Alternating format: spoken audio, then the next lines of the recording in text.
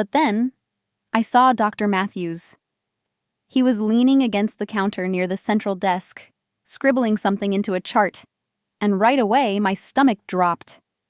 His movements weren't his usual brisk, precise ones. Instead, his pen scratched too slowly across the page, his shoulders hunched forward as if he needed the desk to support his weight. When he looked up to acknowledge me, his eyes were bloodshot, and though he forced a smile, his words slurred just slightly. "Morning, Claire," he said, his voice low, the edges fraying around the syllables. "Morning, doctor." I kept my tone neutral, professional. Inside, though, alarms were ringing. I had worked alongside Dr. Matthews for nearly 5 years. He was known as one of the most skilled surgeons on staff, quick thinking in trauma cases, steady in crises. But standing there in front of me, he didn't look steady at all. He looked like someone who had already had more than a few drinks.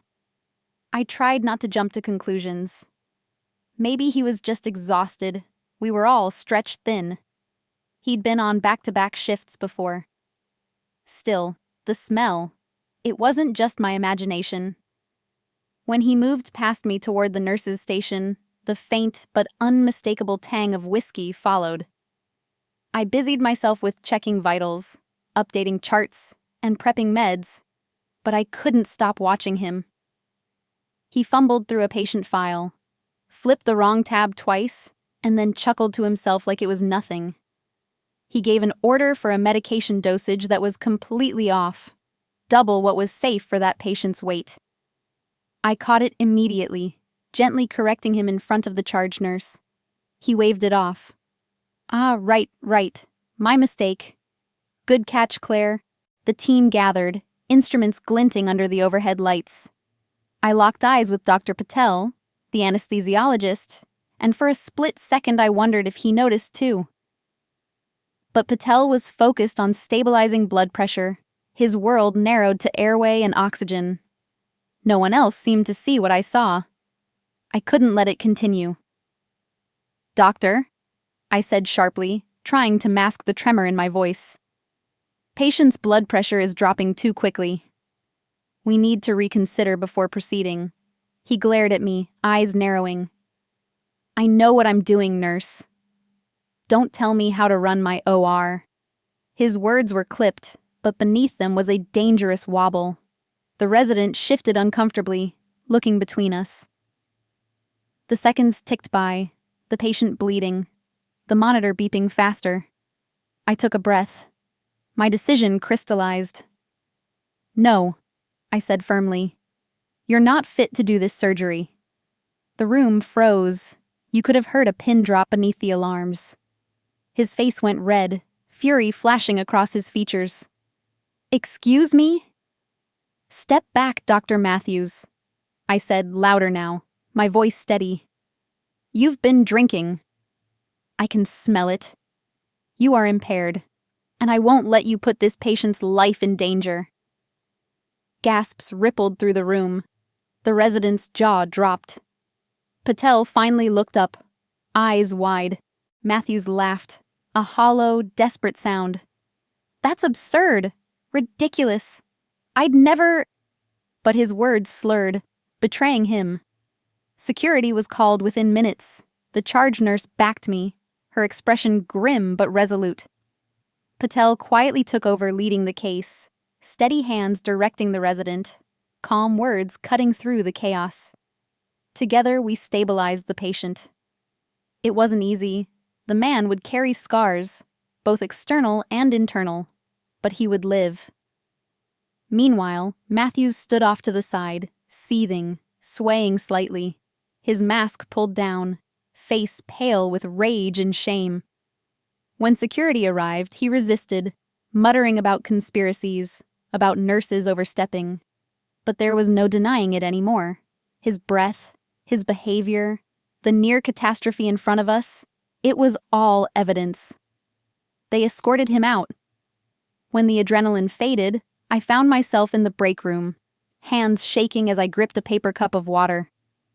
The charge nurse sat across from me, silent for a long time before finally saying, You did the right thing." I nodded, though my chest still ached. The right thing had felt like the hardest thing I'd ever done. Later that evening, administration gathered statements. I told them everything, how I'd noticed the smell, the slurred words, the errors. The resident confirmed. Patel confirmed. No one could deny it now. Matthews was suspended immediately, later fired, his license under review. I went home that night exhausted, emotionally hollowed out. I collapsed onto my couch, shoes still on, staring at the ceiling.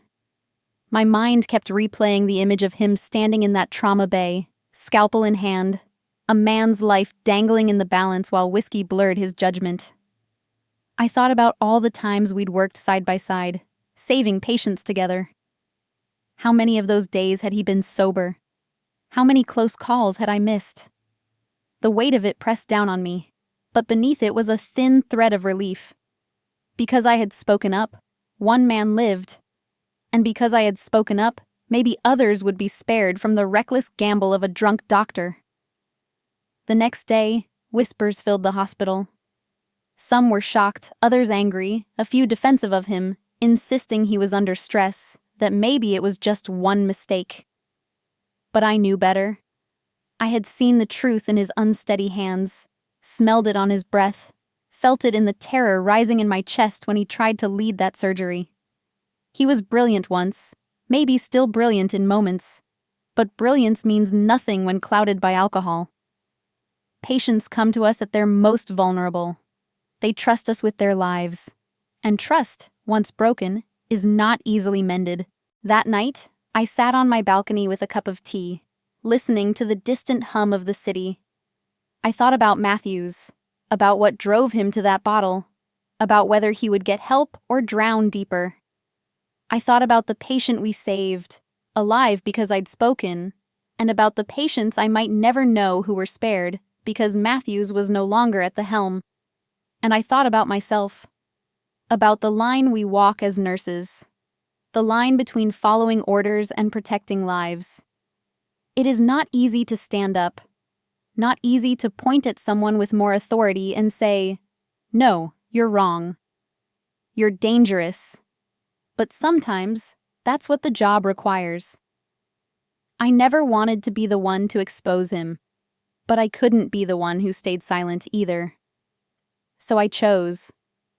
And I'll choose again, if I ever have to. Because in the end, it isn't about protecting reputations. It's about protecting patients. And that, above everything else, is what matters.